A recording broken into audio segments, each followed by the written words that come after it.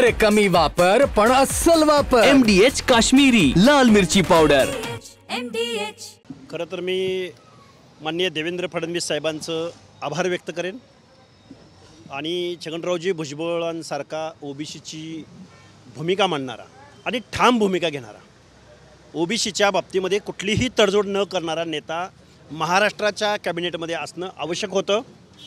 आणि त्यांच्या निवडीनं खरं तर ओबीसी चळवळीला एक निश्चित स्वरूपाचं पाठबळ भेटणार आहे. त्यामुळे मी या निवडीचं स्वागत करतो आहे.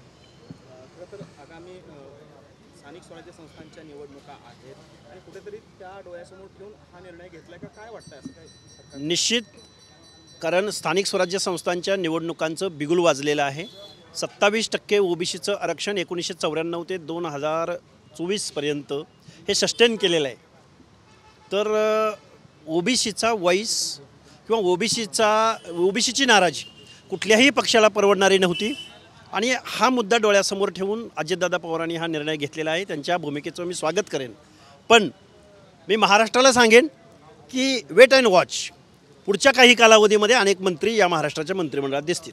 मनोज जरांगे पाटील त्या निवडीला विरोध करतायत. त्यांचं असं म्हणणं आहे की अजित पवार जातीवादी लोकांना पोचण्याचं काम करतात. देवेंद्र फडणवीस हे बघा, विषय असा आहे, महाराष्ट्रात देशभरात लोकशाही आहे.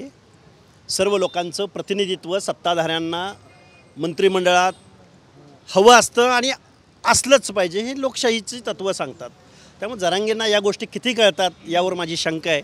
त्यामुळे त्यांच्यावर किती काय बोलावं, किती बोलावं, मला वाटतं न बोललेलं बरं. स्थानिक स्वराज्य संस्थांच्या निवडणुकीमध्ये फायदा होईल ते म्हणतात की उलट परिणाम होतला, त्या परिणामाला हे बघा, जरांगेंनी कुणाच्या मताची भीती घालण्याचं काम करू नये. या गोष्टी विधानसभेला जरांगेंना त्यांची जागा दाखवून दिलेली आहे.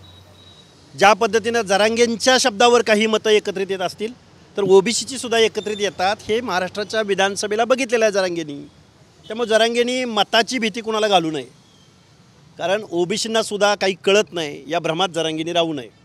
स्थानिक स्वराज्य संस्थांच्या निवडणुकामध्ये 27% ओबीसीचे रिझर्वेशन टिकवणं हे आता ओबीसी चळवळी पुढचं आव्हान आहे आणि माननीय छगनरावजी भुजबळांच्या मंत्रिमंडळातल्या समावेशानं या भूमिकेला पाठबळ मिळालेलं आहे. म्हणजे आगामी निवडणुका डोळ्यासमोर ठेवून तर हा निर्णय घेतला असं निश्चित असं म्हणा तुम्ही, पण अजून काही मंत्री या महाराष्ट्राच्या मंत्रिमंडळात येणार आहेत.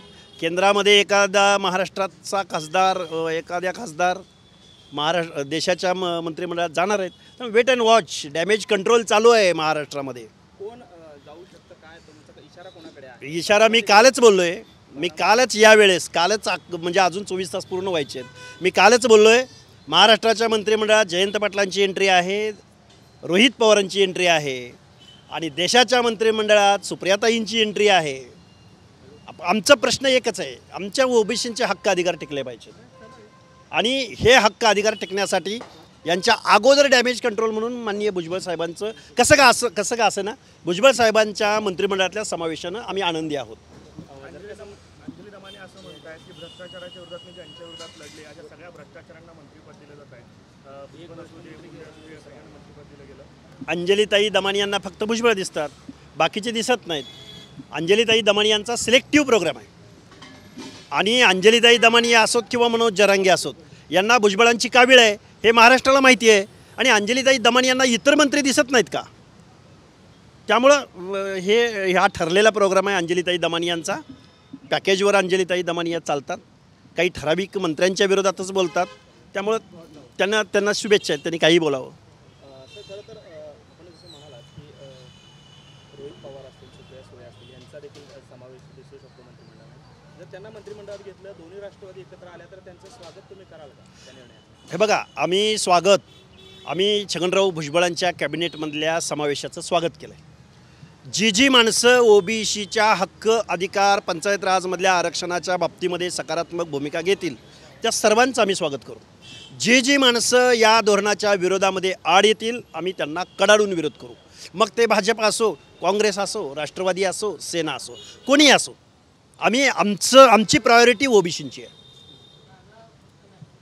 साहेब, धनंजय मुंडेंचं मंत्रिपद काढून घेतलं आणि छगन भुजबळांना जे आहे ते मंत्रिपद दिलं. धनंजय मुंडेंचं मंत्रिपद छगन भुजबळांना देणार आहेत अशी एकंदरीत चर्चा आहे आणि नाशिकच्या पालकमंत्री याचं पदासंदर्भात देखील चर्चा चर्चेचं जे आहे ते उदाहरण मानते. मला वाटतं रिप्लेस कुणी कुणाला करू नये. मग अशी रिप्लेसमेंट असेल तर ओबीसींचा विश्वास यांना कधीही मिळणार नाही. भुजबळ साहेबांचं स्वतःचं कर्तृत्व आहे, स्वतःची ओबीसीची ठाम अशी भूमिका आहे. त्यामुळं मुंडे साहेबांना पर्याय म्हणून जर भुजबळांना दिला असेल तर ओबीसींना ते आवडणार नाही. धनंजय मुंडे साहेबसुद्धा काही दिवसांनी मंत्रिमंडळात दिसतील, हे मी निश्चित जबाबदारीनं महाराष्ट्राला सांगेन.